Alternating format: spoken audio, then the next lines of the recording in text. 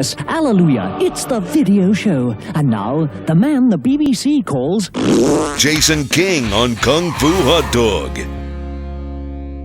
Hello, it's the 12th of January 2022, in case you needed any further reminding, and it's my first video for today. So Cobra Kai Season 4, loved it. It was the #1 show on Netflix. I think it still is, but oh my god, CBR.com, one of their writers, Ronaldo Matadine, he is given us another bad take on this show apparently and its problems. I don't know what this man is talking about. Does he know what he's talking about? Who knows? So before I get on with this article today, let's just click Ronaldo's name here and see what this man is all about. So he's a former chemical engineer. It was boring, so I decided to write about things I love. On the geek side of things, comics, cartoons, video games, television, movies, anything nerdy. Yeah, we kind of got the drift, dude. He also writes about music in terms of punk, indie, and hardcore. No offense, Ronaldo, but if I want to get my musical knowledge, I go to my buddy Sam. He's always been a great source of inspiration there. Not that I don't know anything about that anyway. I've listened to many decades of music, so I kind of have a good knowledge, a good fountain of knowledge. But when you go over to Ronaldo's Twitter handle, he's a writer at ESPN, CBR, and punk news. But like me, he's also a mixture of different heritages. So he's Caribbean, East Indian, Venezuelan, he's black, he's brown, he's black, he's proud. Good for him. And yeah, if he wants to celebrate that, good for him. I've got no problem with that at all. Just like everybody else, he seems to have a very bad take on this particular thing about season 4 of Cobra Kai. So we're going to get into that right now. So season 4 of Netflix's Cobra Kai exacerbated the show's female problems. What female problems are you talking about, dude? That is the most idiotic thing I've actually heard. And it can be fixed with one major return. Now, in my previous Cobra Kai videos, I've actually mentioned this. I didn't even know this article was out 7 days ago, but I actually recorded my video review, afterthoughts, before this article. So I said in those, if they want to bring people back, bring back Hilary Swank, have her as a cameo like Elizabeth Shue did for season 3. Now, did Elizabeth Shue turn up and take over the show's proceedings? No, because her character, who was Ali, she wasn't interested in the martial arts. So she came back, she reconnected with Johnny Lawrence, and then they kind of moved on. That was really, really cool. Johnny Lawrence knew that they weren't compatible anymore. So the fact that you've got Hilary Swank, and look, I haven't seen the next Karate Kid in a long, long time. It was directed by Christopher Kane in 1994. Good year as well, actually. And look, you've got Pat Morita and Mr. Miyagi, Michael Ironside, who is just awesome. And that's it. No, there's no indication of Johnny Lawrence even being here. You got Chris Conrad as Eric. You got Michael Cavallari as Ned. So maybe if he's a major character, you can bring him back. Walton Goggins is a pretty big deal now. So could they get him in for even a swift appearance? I don't know. Michael Ironside, they can't because the man, he's not too well at the moment. So, I didn't mind this film. It didn't do well because obviously it's not the same cast as before. Not that the sequels before this one did much better anyway, but obviously they got a certain resonance with the fans. So what Ronaldo says here is, Netflix's Cobra Kai has stuck to the essence of the original movies, with Ralph Macchio and William Zabka as Daniel LaRusso and Johnny Lawrence trying to rid Los Angeles of the evil Cobra Kai dojo. The show just hasn't moved past the 80s rock, hasty dads, and toxic masculinity. What does toxic masculinity mean? Is it a hatred of the macho male? I don't know. It's such a weird phrase. I don't get it. 80s rock. What a stupid, dumbass thing to make from the guy who writes about punk music, apparently.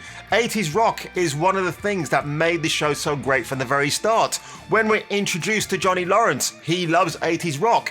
One of his first students, his first student, Miguel Diaz, goes down that virtual 80s rabbit hole and discovers bands like Rat, R-A-T-T. Good band, by the way, if you've never listened to them. And obviously gets into Van Halen much later on too. You never hear about it, but you know that he finds out about them and another great classic rock bands from the 80s. That's what I like. It's a modern day show, but it contains that 80s essence that I love. It's kind of like it's that nostalgic adhesive glue that holds the show together. So he thinks that the major return of Hilary Swank's Julie Pierce from the next Karate Kid, who trained under Miyagi, who she took out military goons, and added a much needed feminist perspective to a series that felt way too male orientated. Well, I don't think it's like a much needed feminist perspective. It just wasn't asked for. But I appreciate they tried to do something a little bit different. That's fine. And of course, Hilary Swank was a very much unknown commodity back then. So she was just looking forward to get work, as she was just like a newly fully fledged actress. So more so, she became like a daughter to Miyagi, which is an influence the show badly needs in terms of a caring mentor. But you already have caring mentors in the show. What is this fool talking about? Wowee. Okay, now he says here in season 4, the show tried to be woke by incorporating a female championship, but the girls felt like pawns to the male teachers. No, they didn't, because Samantha LaRusso, played by Mary Mauser, literally takes a leap of faith in season 4, jumping between two buildings. Yeah, she did put her life in danger, but Johnny Lawrence kind of gave her that push that she needed, like mentally, not physically. So how would she feel like a pawn in that situation when Johnny Lawrence was actually encouraging her to go beyond her limits? I find that so bizarre. And then they mentioned Tori Nichols here, one of my favorite characters, played by Peyton List. So apparently because Sam LaRusso has this problem with Robbie and Miguel, she still got it a little bit actually. They did show that in the prom episode, that she should be more like Kara El-Zor, Supergirl, Melissa Benoist. She should be more like that character, because obviously Kara didn't need men in her life, did she? She could be a strong, independent woman. And did that work out for her? Probably not. Didn't care about the series anymore after that. And yeah, so the problem is it's without agency. It's hard to connect to their stories emotionally because they're nothing more than props who don't control their own destinies. Johnny didn't even care about having any girls in his dojo until the All Valley competition changed stipulations. Yeah, but his second student was a female, Aisha Robinson, played by Nicole Brown. He took her on and he just respected her in no time at all. So yes, because Johnny is that 80s guy, it's like, oh my god, women have moved on since the 80s. He's kind of a guy who's in the here and now, but he still has that sort of throwback to the 80s. Like me, I wish everything was back in the 80s and the 90s, the best times ever growing up. Seeing as Miyagi-Do and Eagle Fang need to unite again, with Cobra Kai growing, Julie could fill this gap, providing what Johnny and Daniel failed to do. What have they failed to do? Yes, they did manage to unite in the end and incorporate both training styles together, but I don't see how Julie's reappearance in the Cobra Kai universe would actually fix that. That makes no sense whatsoever. It's so strange. I mean, she's the perfect mix of aggression and defense, so she'd know how to mesh both dojos with or without Chosen's help. Chosen has a lot more going for him, and he's got a lot more experience, a lot of life history, so why he would actually say that he's a lesser character than her, I don't get it. So, I guess he's just really pining. He's fawning for Hilary Swank. Now, I'm not a Hilary Swank hater. I love her. I think she's a tremendous actress. And she was great in that film, The Hunt, with, what's her face again? The Gilpin chick. Yeah, you know what I'm talking about. But, I don't see how her return to this would actually elevate the show. If anything, you're going to piss off a lot of viewers. And remember how this show began? Red YouTube Originals. That's how it began. I imagine the creators behind Cobra Kai, when the show transferred over to Netflix, they probably gave them a few stipulations about not to tamper with the show in specific ways. Because Netflix, they love to embrace the message, don't they? They shove it in everything. They did it with Cowboy Bebop. They've done it with The Witcher Season 2. So please do not touch the sacred commodity that is Cobra Kai. I love the show so much. But I tell you what, if you just click on Ronaldo Matadine's name here, and you can see what other strange takes he's had, but the two that made me laugh the most was this. The Book of Boba Fett proves why Finn needs a solo TV series. Does he not know that John Boyega hates this Star Wars iteration and he hates his character of Finn? I hated Finn anyway, I thought he was useless. He was just like a guy who's pining after Rey, like, Rey, I love you. He's like, oh, shut up, mate, get out of here. That was the least convincing aspect of that well, apart from the fact that Rey was Mary Sue from the very, very beginning and she knew how to fly the Millennium Falcon.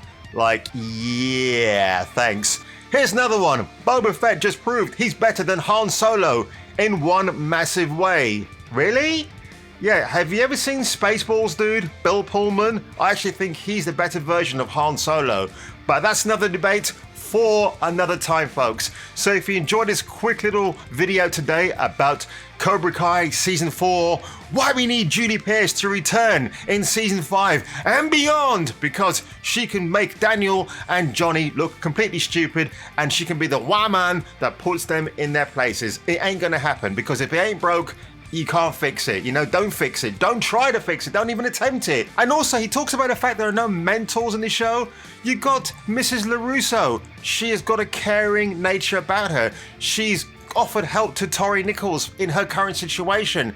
How is that not a mentor? Yes, Tori's been mentored in the ring, but outside of the ring, she's got no one else to turn to because she's looking after her very ill mother. So this guy, as much as he's well-intentioned, he's got some very bad takes on the show and the characters. Does he know anything about writing film and TV characters? Probably not. So on that one, folks, if you enjoyed this video today, please leave a like below, karate chop that subscribe button, and I'll see you on the next video. The only pronouns we accept in this dojo are sensei and student. Those are nouns. Oh, I'm sorry. I think what I meant to say